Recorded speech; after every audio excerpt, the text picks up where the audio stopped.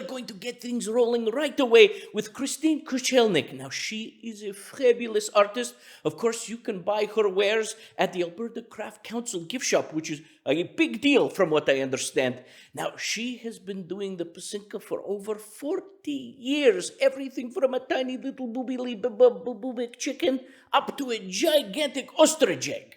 So sit back, relax, gather your family, and take a look at Christine's fabulous work. The custom of writing the Pysanka I have learned from my Baba and my mother. For many years we have, my mother and I had written Easter eggs together. She's the one that taught me basically. It's been probably 40 years since I have started writing the eggs and doing this full time, enjoying it very much. I will go through the procedure of how the Pysanka is written. The custom of decorating the Pysanka with wax resist process originated pre-Christian times. Pysanka derived from the Ukrainian verb pisati, which means to write. Designs are written on an egg with melted beeswax, which flows through a writing instrument that I'm holding here, which is called a kestka. Writing on the background of the eggs is produced by dipping the eggs from the white into a series of bath dyes from the lightest color, which is yellow, to the darkest color, which is black. The beautiful design is revealed after you melt the wax off of the completed egg. So years ago, we used this kind of a stylus or kestka. You have to heat it over the flame, then you write your design on a white egg.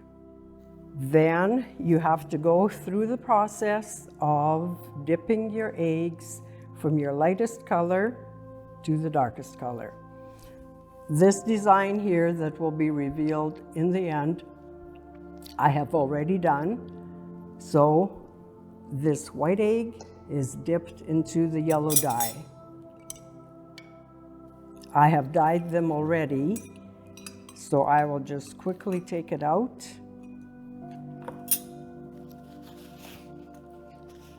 And I will wax whatever I want to remain yellow on this egg, which is right here.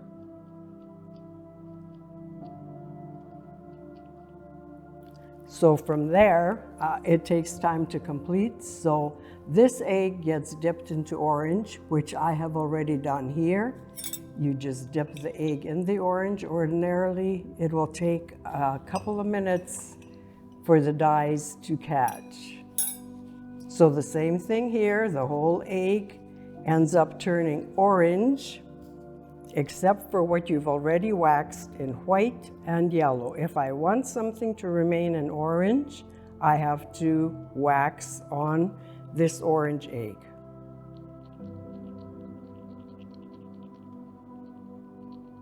So you wax like that, then this orange egg is dipped into the red.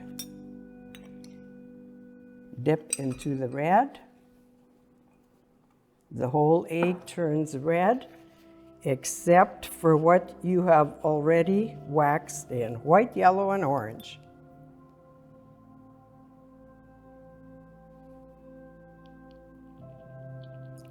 So you wax the part that you want to remain in red, because the last color is black. This is dipped into black, which I have. You just dip it into black, pull it out, and then this is when you can remove the wax and you see the intricate design that you have created.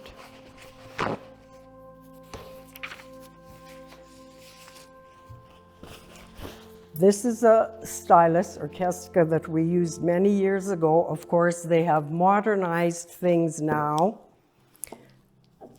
to having electric styluses. You just plug that into an electrical outlet and the wax in this funnel remains hot all the time, so there isn't a need for heating the wax, the stylus in the heated candle.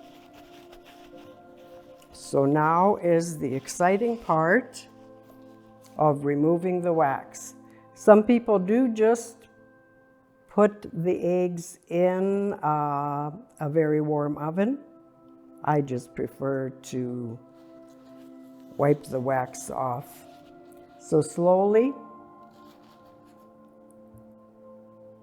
the wax melts off, and you see your design.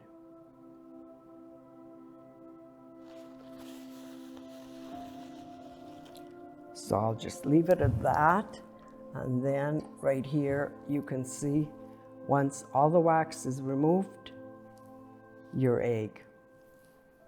Then years ago they also did not usually varnish the eggs like we do nowadays, but I just put a shellac on them and let them sit on this stand, and it dries and it kind of preserves the coloring. Otherwise, often, especially if you leave them in the sun, they do fade. And here are the packages of dyes that you use to make your egg baths. There are several different kinds of books for beginners and for anyone that is interested in learning. The symbols of the Pysanka, some are Christian and most are deal with nature. They fall into three categories: geometric, plant design, and animal design. Most of the eggs have a continuous line, which means eternity. It goes right, it encircles the egg. Then these bands that you start with to create the pattern, most of the eggs do have that band. That also means eternity. It's a band or a ribbon. Then it may be hard to see the triangles. A lot of the eggs have that design. That has to do with the form of Trinity, whether it is Father, Mother, Child, Father, Son, Holy Trinity, or air, water, and fire. Circles represent completeness. Diamond. These diamonds represent knowledge. There's quite a long list of, there's more geometric designs than that. Then the plant design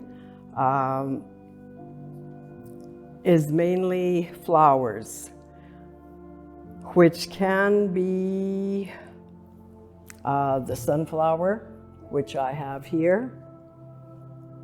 And the sunflower depicts the rays from the sun. Wheat, which is here, represents good health and wishing for a good harvest. Poppies, which I have here, They represent joy, love, goodwill, and charity. Most of the flowers symbolize love, beauty, and goodwill. Then we go to the animal motifs. Chickens and roosters mean fertility. I don't have a chicken. Egg, deer, and horses symbolize good health and wealth. Fish, which I have here, is Christianity.